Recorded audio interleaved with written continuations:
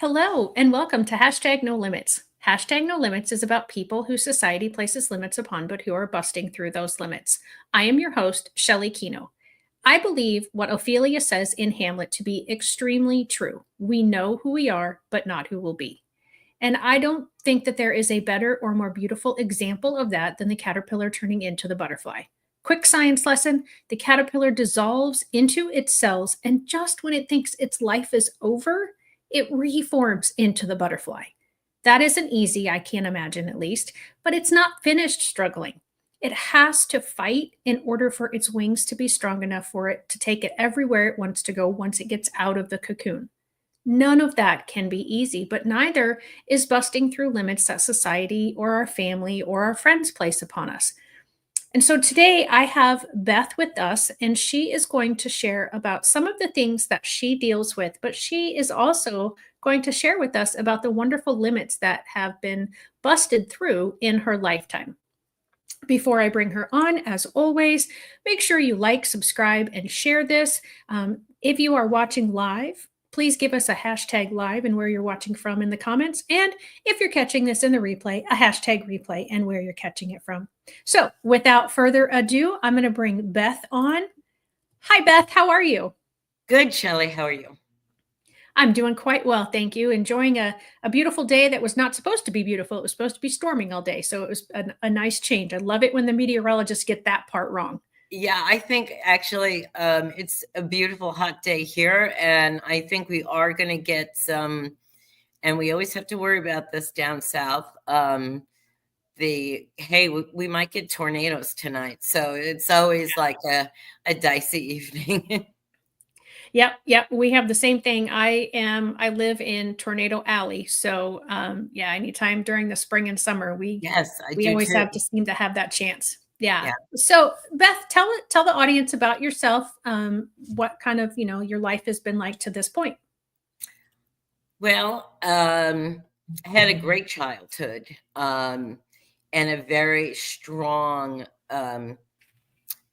family, not just, my parents. It was my grandparents. I come from, I guess, two of the most iconic kind of families that you can grow up in. One side was Italian, the other side was Jewish. And Oh, there was, yeah, it was wonderful because the family units were big, and it was always, a 4th of July party, or going to my grandfather's for the Italian seven fishes on Christmas Eve. So wonderful moments. And to this day, I have not chosen. I love celebrating both of my heritages, and I mhm. pass that on to my daughters. So great childhood.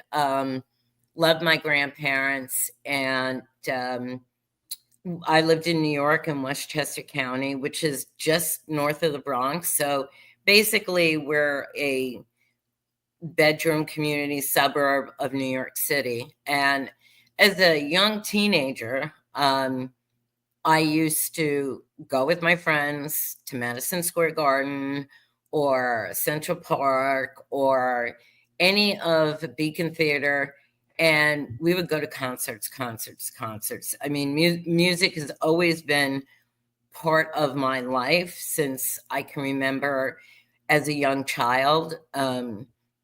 My parents were teenagers, so I had that influence always with music.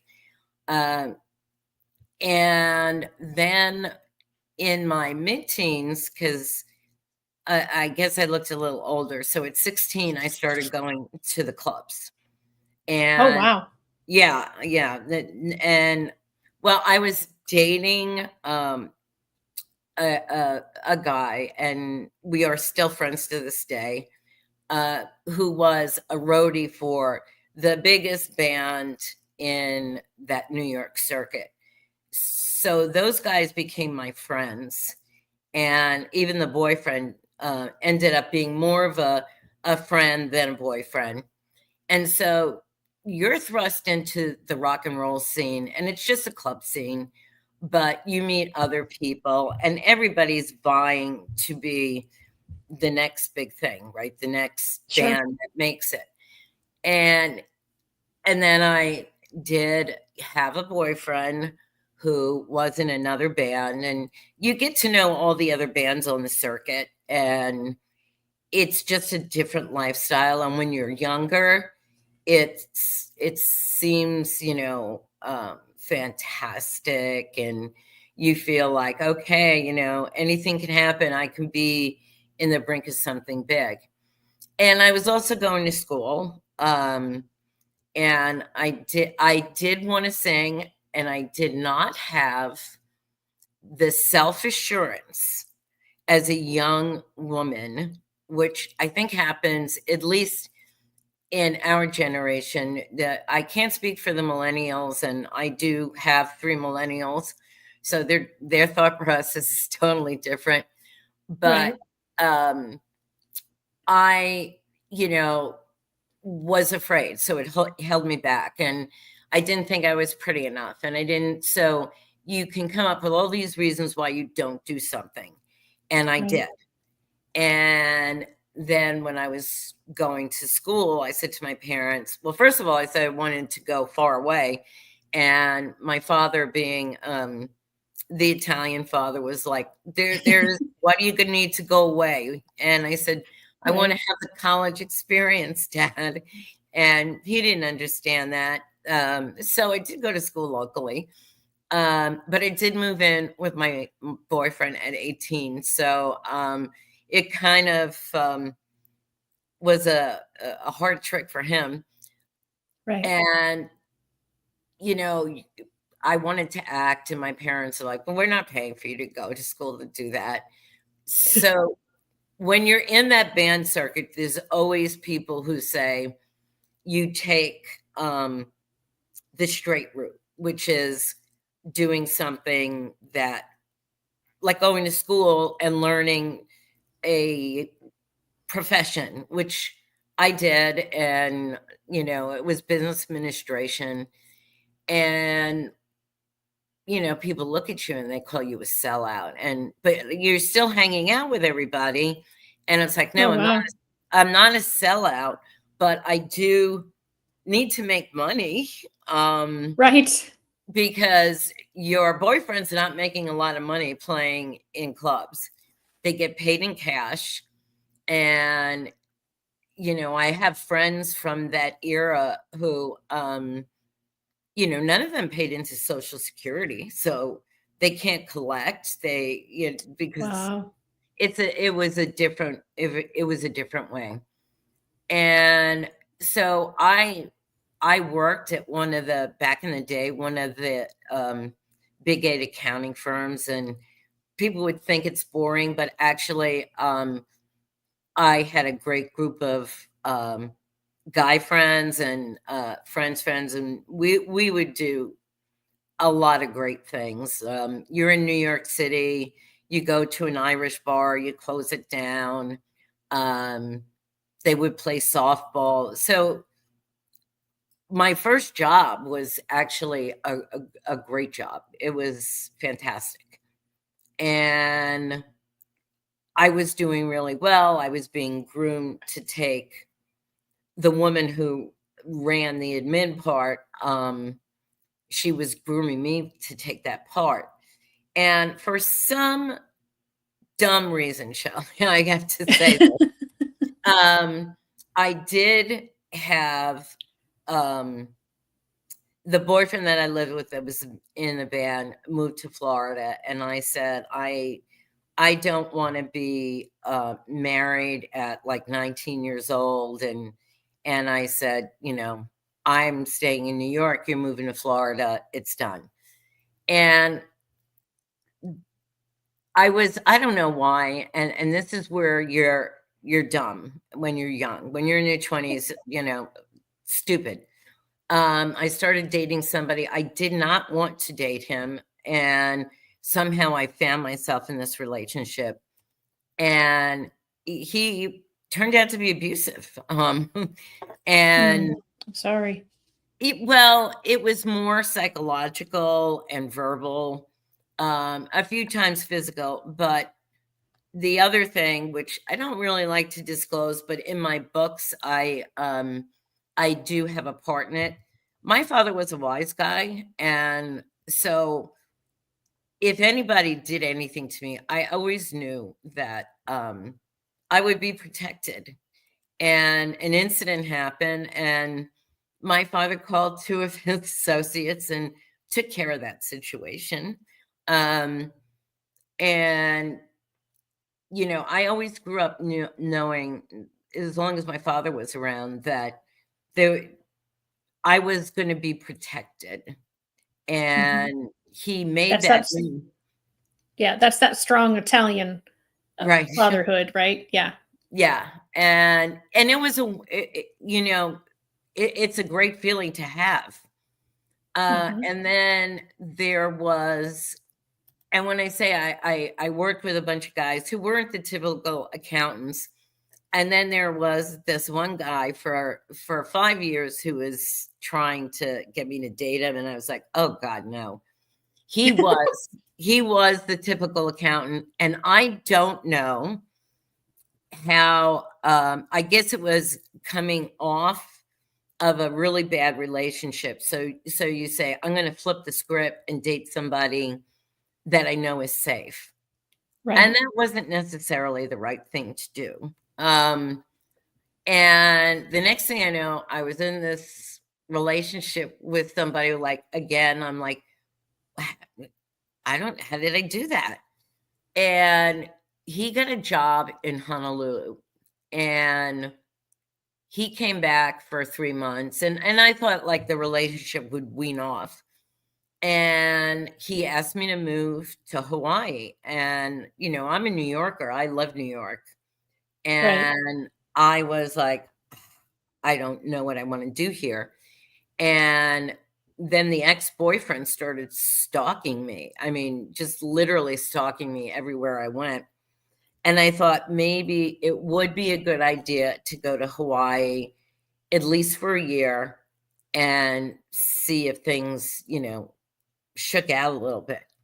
And I did that. And my father gave me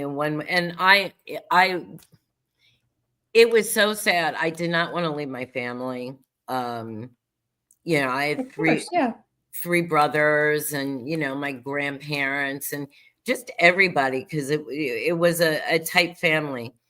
And, Hawaii sounds very sexy to people. And then you live there, and it's like living anywhere else. Yes, you could go to the beach at 3:00 in the afternoon. But you are in the middle of the Pacific Ocean, and you're, landlocked. It takes 5.5 hours to get to the West Coast. So I stayed a year, and again, I got a great job at a big advertising agency, and my job was being held open for me in New York, so I had everything set up to go back. And I told this person, I'm probably going to go back. And then I don't know how he got the phone number to my home in Honolulu, and he said, I'll be waiting for you. And that kind of sealed me from saying, I'm not going back. And so I got engaged, and had a big wedding in Hawaii, had a big wedding in New York for all the New York family. And my father spared no expense, of course. And right before I was going to walk, and I was not, brides get all excited and they're like, yay. Right. I was not. I was just I was more interested that the New York Giants beat the Dallas Cowboys that Sunday. I was watching it at 6:30 in the morning, and my mother and I were getting our hair and makeup, and I said, did you watch the game? I mean, and she's like, you're getting married. And I said, no, the Giants beat the Cowboys. It was great. And his family did not like me. And when you go into a situation where your in-laws dislike you, it's probably a big red flag. And I remember my parents telling me, I did not want to get married in the church because of my grandmother. And it was a big roadblock. And my grandmother, she was the best person in the world. She said, you know what? I'm not coming to Hawaii. So if your future mother-in-law is making this such a, big deal, just get married in the church. And I said, but I don't. And it wasn't a Catholic church. So I remember being in the bridal room, and I had my two friends who were, my bridal attendants. And my mother's like, you don't have to go through with this if you don't want to. And I said, did you take a look inside that church? I said, only decorated, and we're having a reception at the most expensive hotel in Honolulu, and it's all set. And my father's like, we could just have a really good party. You don't have to get married. And I walked down the aisle saying, all right, I'm doing this. It's, so you go into a marriage like that. I got to travel. He had a good job. I was working. And then I wanted children. And it wasn't, I wanted children with him so that it was like this, hey, happy. I was ready to become a mother. And so in 5 years, I had three daughters. And wow. Yeah, no, but I did not find, and my oldest daughter has an 18-month-old. So I get a lot of phone calls now from her. And I was never that mother I didn't feel stressed out. It was something I wanted. So it was a choice I made to become a mother. And when you make that choice, I believe, and maybe not everybody else does, that once you have a child, your life no longer belongs to you in the same sense. And I had three pretty much. And well, after the third one, I said, yeah, no more. I'm not doing this anymore. I was living a life. It was very privileged. And my children went to the best preschool. They went to the school that everybody wanted to get their kids into, and very involved. But the whole time, Shelley, I was like, I don't belong here. I don't belong in Hawaii. I'm a New York girl, and I would spend the summers. My parents moved to Orlando, and I would get on an airplane with my three girls. It could be babies, toddlers, whatever it was. Put them on a plane, and we would fly to Orlando and spend the summer there. So my kids got a lot of Disney in them at that time. And as I started getting older, and I was very involved in schools, and my creative side that I stifled for years, right? I didn't sing. I didn't act. I didn't do those things. So my creative side came out, and I had the best Christmas parties in Honolulu, and everybody wanted to be invited to it. Because I got very creative. It was themed. I did the black tie auction things for a school. So the creative side finds its way out, whether you want to put it down. And I would say that there came a point, and my girlfriend and I were going to start, and we did actually start a trunk business, and it was clothes for women who were, in their late 30s, 40s, that, hey, you don't have to dress matronly. You can dress in stylish clothes and, be in your 40s. And being once that I turned, I think it was more 39 going into being 40. I would walk Diamond Head with my girlfriend, and I said to her, I can't do this anymore. And I said, I can't stay here.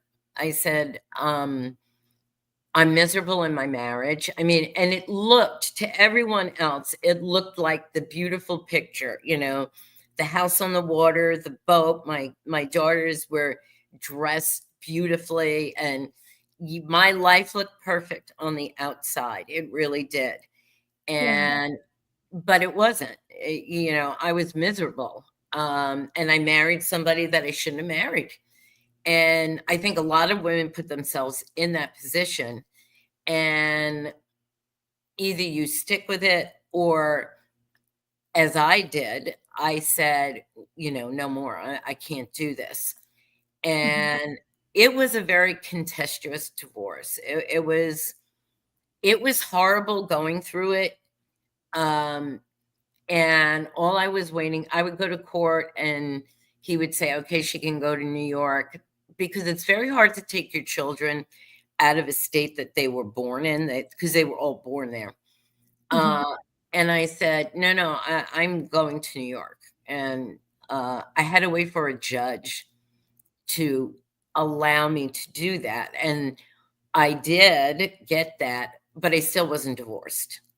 So, but the biggest hurdle was for me to get back home. And I did. And I was a single mother, and I it was my choice. So I I didn't think it was my desire to have a divorce, which he did not want, and that was the contentious part of it. Sure. And I wasn't, and I think he thought I would leave without my children, and that was never going to happen.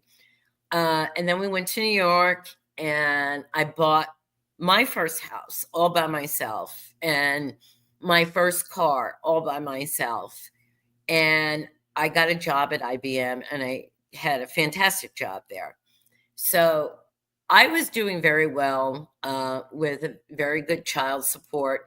In Hawaii, the ladies don't get alimony. They get a very small amount of alimony, but I was lucky to get good child support. And so that was a difficult time, but at the same time, and I say this to women all the time, when you reach your 40s, you know who you are. It's like the veil is lifted, and you're like, okay, I know who I am. I know what I want to do. And it might be rough, but I'm I am going to do me. I'm going to do that because I know who I am. I know I can do this. Um, and I had a lot of women, friends from Hawaii, who were just like, "What are you doing? You know, why would you do this? You have the perfect life." And I said, "You think I have the perfect life, but I don't." Right. And I had a friend who said to me, "You make all of us now have to think about our relationships." And I said, "That's on you." I said, you know, if you're not happy, and my best friend, we went through divorces together. And when we would go to the kids' school, it was like we wore this scarlet letter. Nobody wanted to talk to us anymore, because Oh. we well, you know, our husbands were very well known. They did a lot for the school, and it was like they didn't understand it. Yeah. And I didn't need to have people approve. I had many phone calls of asking me to withdraw it, and I said, "No, I'm not." Um, and then, you know, being a single mother, and at least I raised my daughters to a certain point where I felt that I could be the single mother that went to work, and but I still went to, you know, the soccer games, the basketball games, and there's a sense of freedom, even though and when my divorce became final, I was just like, I didn't hate him anymore. I was like, I'm divorced from him. If he wants to come see the girls and he's in town, I don't care, because there was no romantic side to it for me anymore. So I was very open. And Mhm. so that good for him. And I would say I was single for about 5, 6 years. And the stalker guy came back. All right. And I kept telling him, I said, I don't need you in my life. I said, I'm doing very well by myself, and I'm not going to support you, because I think that's what he wanted. And, Gotcha.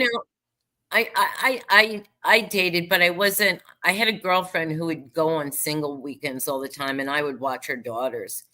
Um, I wasn't actively looking to date. It wasn't like I dated somebody who I thought was my friend's nephew, and that was, good for a couple of months.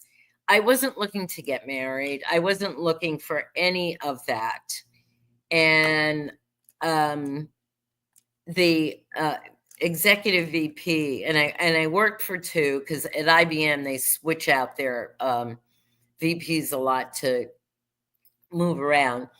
And I worked for a fantastic gentleman. I think people thought we were having an affair, actually, but we were very close. And he would ask me about my weekend, and I would say, well, I went to this club with somebody who worked with me. And I said, I just don't understand why, I nobody talks to me.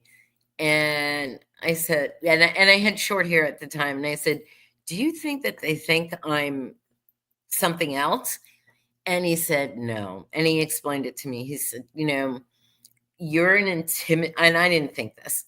He said, you're an intimidating woman, and men don't want to deal with that woman. They want to deal with your friend, who's a little bit more, uh, not acceptable is not the word, but more obtainable. And he said, because you were intimidating. And I said, that's not true. I said, I'm very friendly. And he said, you don't know what men go through. If, and I never, now this is an insight to men, ladies, that if you're out with your girlfriends and there's guys who are coming over to buy you drinks, if you're that woman, which I was, he said, if a guy asks you out and you turn him down, he said, we lived with that for weeks, that we got turned down. And I said, oh, no. Goes, yes, we do. And I thought that was pretty enlightening. And I said, wow. I said, just because you say no doesn't mean it's really no. Maybe it could be yes. I don't know. So he got me at the time. This was big. He put me on Match.com. Oh, And wow. yeah. He was like, I'm gonna get you a subscription to Match.com. And I think for the first year, it would come into my inbox and I would delete them. I just would, like, I'm not interested. I didn't believe in online dating at all. And he left, and I was working for a woman executive vice president, and we had a phenomenal relationship. I would have to say, um, the people in my life that I had the best work situations was always with women who mentored me to make me better. And it's just, I don't know why that is, but for me, that was the case. And we were very close. And one day she looked over my shoulder and she said, what is all this Match.com stuff? And I said, Michael, bought this for me. I said, I just delete them every day. And she said, well, open it up. I want to see the guy of the day. And I opened it up, and it was a picture of my husband. And I said, oh, I said, okay. I said, he's not bad.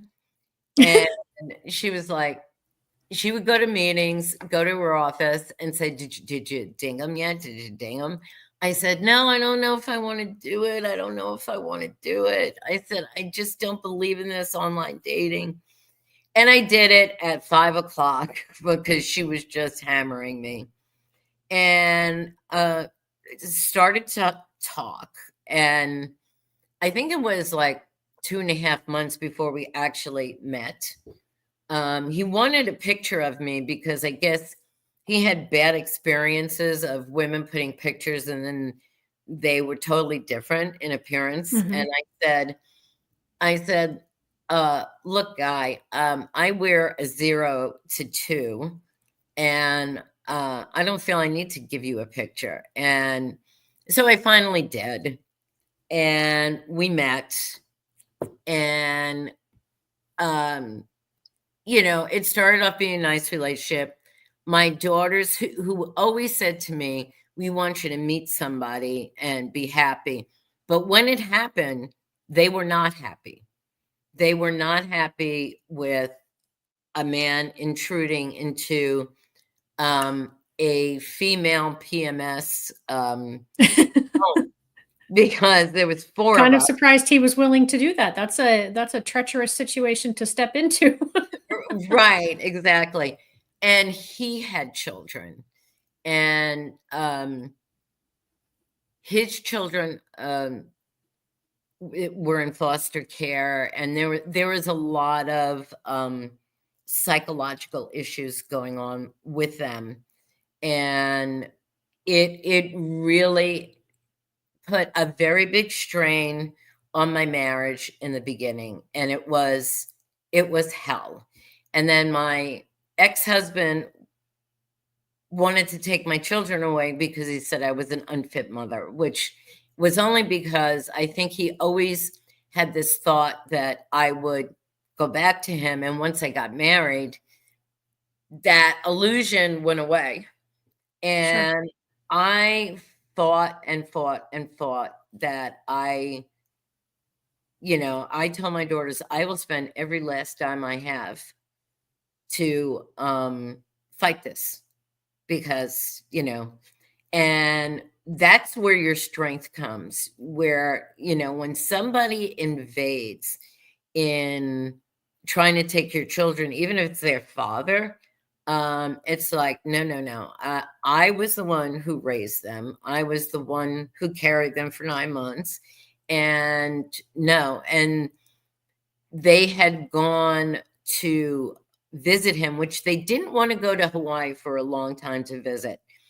And my oldest daughter was 18 at the time, and he tried to keep them. And his lawyer said, you got to send them back because she has custody. And because my oldest daughter was 18, I couldn't fight for her. It was like, I just kept telling her to get on a plane and come home. And she didn't. And that was, for me, a very hard thing to deal with.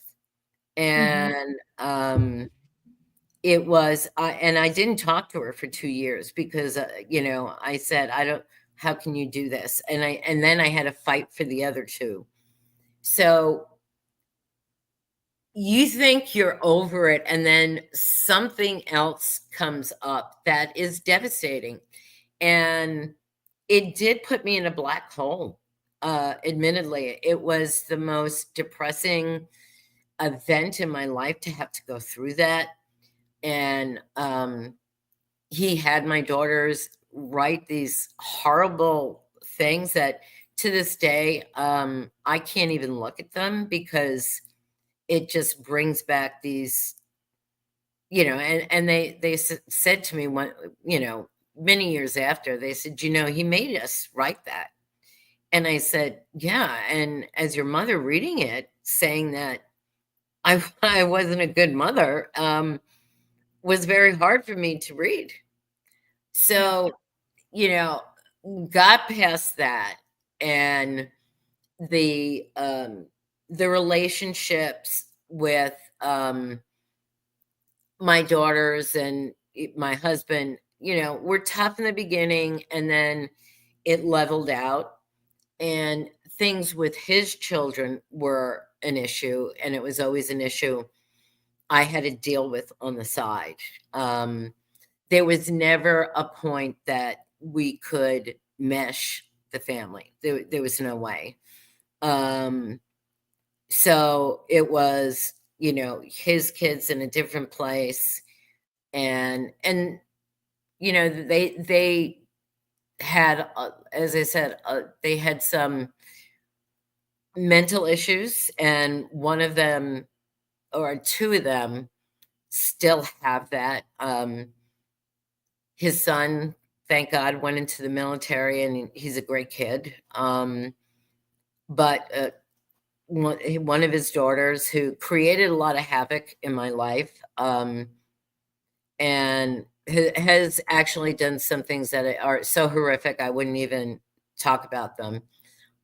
She is not in our life. I refuse to allow that in my life.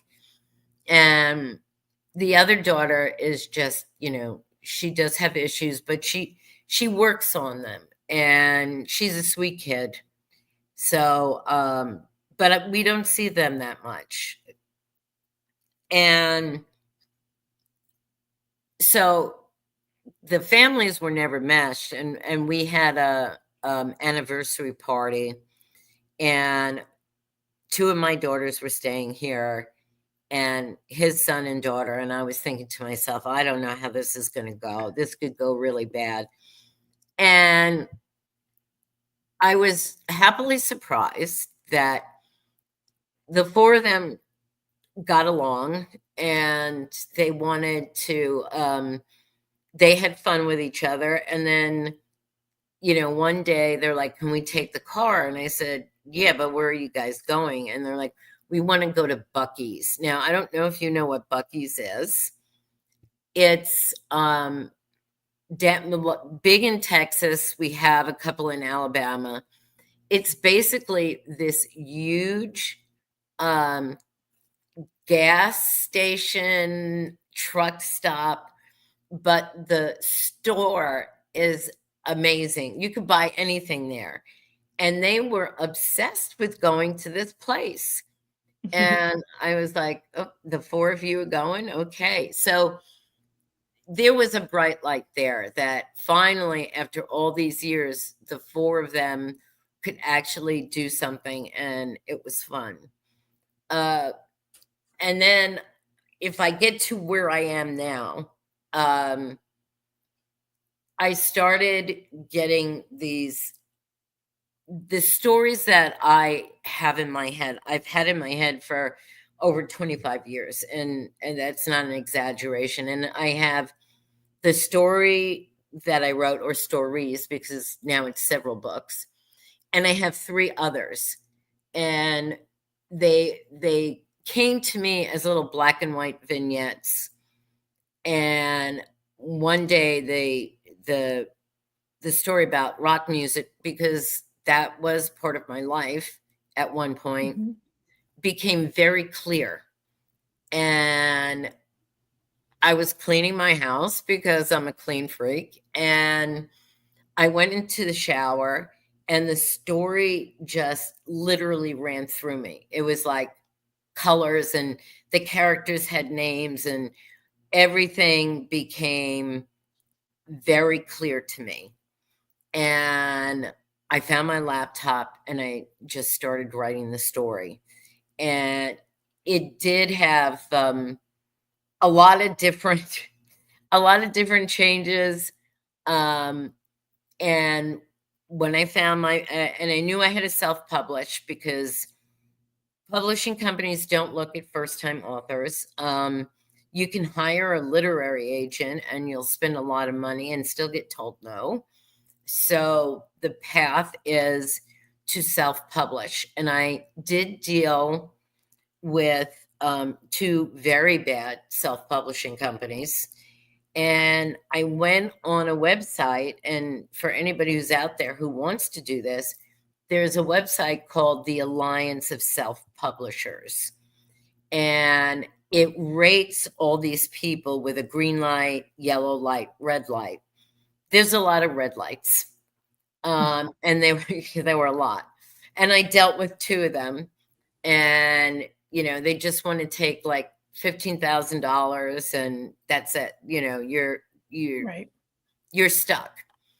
So I interviewed, and there was 7 of them. There was only 7 green lights, and I interviewed every one of them. And it was actually between 2. There was, and they were a publishing company, so I had to think that one out. And they were in Wales, and I did like them. And then it was the publishing consultant that I'm working with, and she's like, I'm going to guide you, and you're going to interview editors, you're going to interview. So she brought people for me to choose from, who did you match with? So I did get them all together and found out that my one story was 2 books. So it was 1 book, and then the other one came fairly close. And it was enlightening because I never dreamed that I'd be doing it. And then once I started doing it, it was like, okay, this is what I was supposed to do. And I'm happy for it. It also is a significant change in my family life. I will admit to that.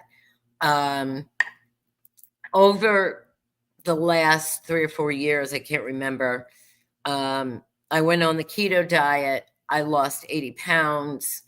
I changed my hairstyle, and my daughters were like, what are you doing? Like, yeah, that's a lot of changes. Right. Mom, what's going on in your head? And I said, I'm writing these books, and I said, I do want to be famous. I do want the stories to be out there, and I have 3 others. And I said, I'm not doing this to say I'm a published author. I'm doing it because I want them to be big. Do I think that my series would be perfect to be put on as a TV show? Absolutely. So they're like, you're going down this path, and we don't know if we don't want our life out there like you do. And I said, well, you don't need to be. So I scrubbed all my social media so that there's no pictures of my daughters or any, my granddaughter. My daughter's like, don't put up pictures of, and I respect that. I do respect that they don't want to be in whatever mom's doing right now. Because if mom takes off, guaranteed those girls will be liking mom a little bit better because maybe mom is going to help us out a little bit, which is a big, so, and then that changed my marriage relationship sort of, because again, you go through all these physical changes that you change your body.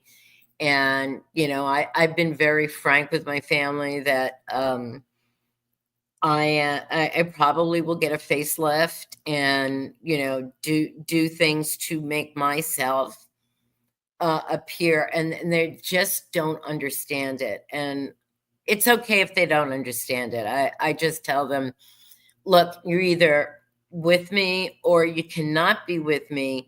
I just don't need you to tell me to stop doing, because there have been times when they're like, what are you doing? You need to stop. And I said, no, I'm not doing that.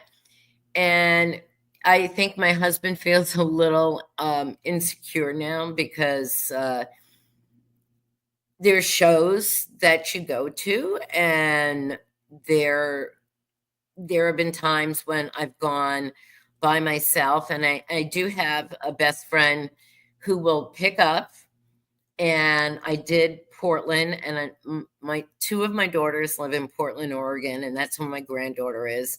So anytime I can get to go to Portland, I'm there. And I know it's a very strange vibe, but I love the Portland vibe. I don't know, it's just I just have a good time there. And I would love to live there. The other person who lives in this house is not that excited about that. And I do have one daughter. My youngest daughter is still in New York. She's in Brooklyn. So I did the Brooklyn Book Festival. I did a bunch of book festivals, and my girlfriend was like, on her own dime, flew in, stayed at a hotel, and was there for me. And I'm trying to get into what is probably better for me. There are these romance conventions, and trust me, there are a lot of them, and there's like 1,000 to 2,000, depending on the convention, that go, and that's my audience. So yeah, now that you've gotten to that point, so let's talk about sure. the types of books, the types of stories. I think it's kind of been insinuated, but I don't think this is a truthful insinuation, that these books are based from your life. They're fictional books, right? They're not nonfiction. They are fictional, but I will say, and I tell people this, that the main female character is a lot like me. There are events that happened to me. There are things that were said to me. And it's a very weird situation now that when I'm writing, and I'm editing book 3, right? And I have other books written already, that when I'm behind the computer and I'm writing her, she has my characteristics. She is me in a sense. And there are true parts of my life that I put in there. And I always tell people, if you want to know what is true, read my books, and you can send me a message on social media, on my website. And I don't have an issue with telling somebody what is true and what's not true. The premise in the first book is, and this absolutely did not happen to me, so it is fictional, but she's in her own rock band, and I did go to this place, Glen Island Casino, every Tuesday in the summer, and she sees this man, and she's in a band with her cousin, and her cousin says, what's wrong with you? There's guys who are crazy for you, and you're not interested. And she said, I haven't found the man that I want to be with yet. And she's there visiting her friends, which are loosely based on my friends. Loosely, I'll say that. And she sees this guy, and she thinks he's beautiful. And the way I describe him is the way I would have described the man that I would have liked to have been with. So there's those kinds of things that I put in there. Like, he is what I would have liked. And so they see each other, and they both have this instant connection. It's just, it is electric. And she takes him home that first night, ooh, Mhm. that's what we did back then. And they fall in love like immediately. And so that did not happen to me, obviously. That did not happen to me. Right. Uh, Maybe wishful thinking on my part, but it did not happen to me. So it is fiction. And as I said, I do pepper it with things in my life, things that were said to me, things that I did. Um, and I'm always happy to tell people that. And the background of the female character, her father is very wealthy and he owns construction and construction, building, all that. And they're very wealthy. But he also has other businesses that you don't talk about. Yeah. Well, And and I think whenever anybody is writing, whether we do it intentionally or unintentionally, parts of our own life and experiences make their way into the book because I I just imagine, that that's just how it works. And like I said, I think for some people it's unintentional, but I just I don't know. Maybe that's just me because my book is all, it's like 10 little mini biographies. And one of them is mine, but I feel like experiences are going to play into a book, whether Mhm. it's truly a fiction or a nonfiction book. And so I appreciate that you have the two books and you have generously offered for one of the viewers of this episode to win a copy, either an ebook copy or a paperback copy of either Playing Hard or Playing High, book one or book two of the Perfection Saga series. And the way that people can do that and enter into that is you can like this episode either on Facebook or on YouTube, share it on Facebook or YouTube, and then in either the thread on Facebook or YouTube, put in hashtag no limits so that I know that you are interested in winning this copy of this book. And then I usually go till the Sunday from when the episode is aired. So this Sunday would be, and I do this all the time, I forget to check what the actual date would be. I think it will be the 25th of May, 25th of May, 25.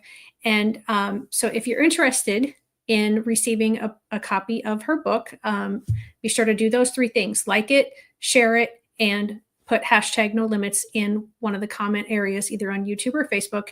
And then I'll draw a name out next Monday so that everybody has a chance to put their information in on Sunday. And one of the things, just really quickly, that I wanted to bring up is you have written this series later on in life while dealing with lupus, yes, PTSD, yes, and anxiety.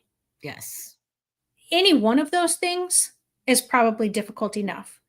Really quickly, because we only have about 5 or 6 minutes left in the episode, I think most people understand in general PTSD and anxiety, but I don't feel that a lot of people have a knowledge of what lupus is.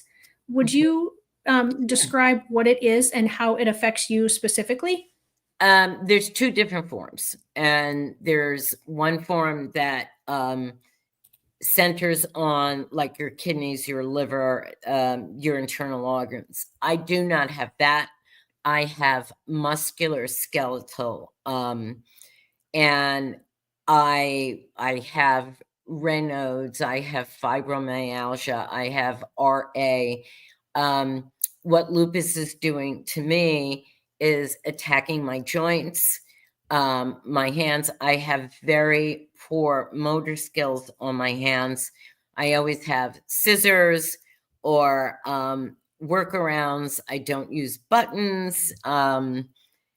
It's uh, I try not to let it debilitate me, but there are times when, like sitting in a car, I need to get out after 2.5 hours. Otherwise, my hips get, so Mhm. it keeps you from kind of doing things.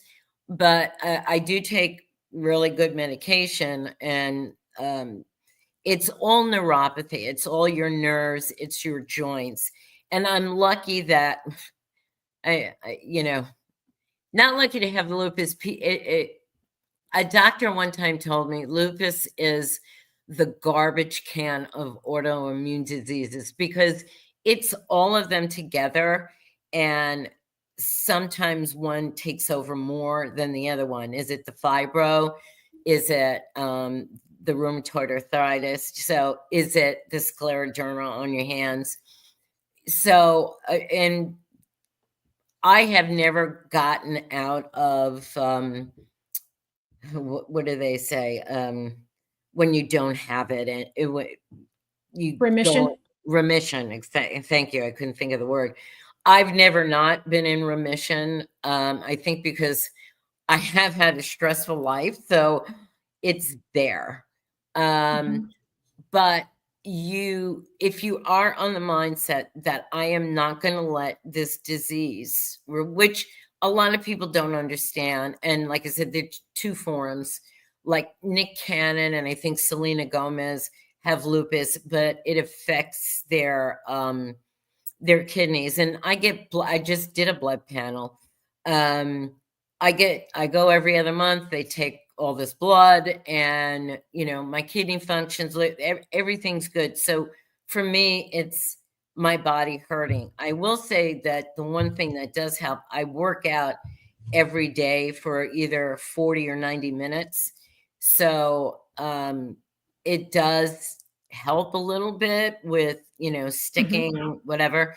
For some people, it can hold you back. I didn't know what was wrong with me for years, and I kept taking the test. And I remember I did a blood panel, and I went to my rheumatologist, and I said, "Oh boy, they found something."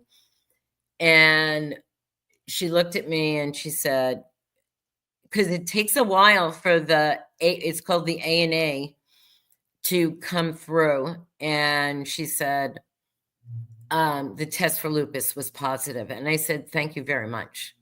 Because I was going years not knowing what was wrong with me.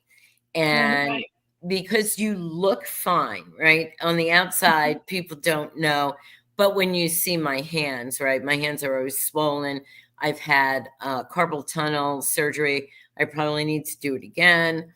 But I don't let it affect me that way.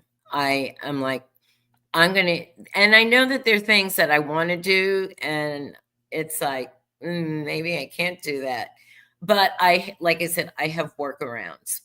I did want to say one thing to you. If somebody chooses the paperback, and we'll figure out how we do that, if they choose a paperback, I am happy to send them a book plate, which I will sign, and they can put inside the book, so they will have a signed copy of my book. Okay.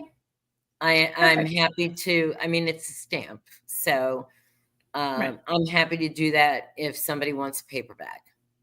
Okay, beautiful. Thank you very much for that, and thank you for sharing your story with myself and my audience today. You have a very long and sordid kind of a history. There was a lot of bumps and twists and turns, and I appreciate you being willing to share that with me today. So guys, if you're interested, again, let me put up the how to win the book, or a chance at winning the book is you subscribe to the YouTube channel, share the episode on YouTube or Facebook, and then comment #NoLimits either in the comment thread on Facebook or YouTube. And then that will go through Sunday, May 25th, and on Monday, May 26th, then I will draw from the names who have fulfilled all 3 requirements.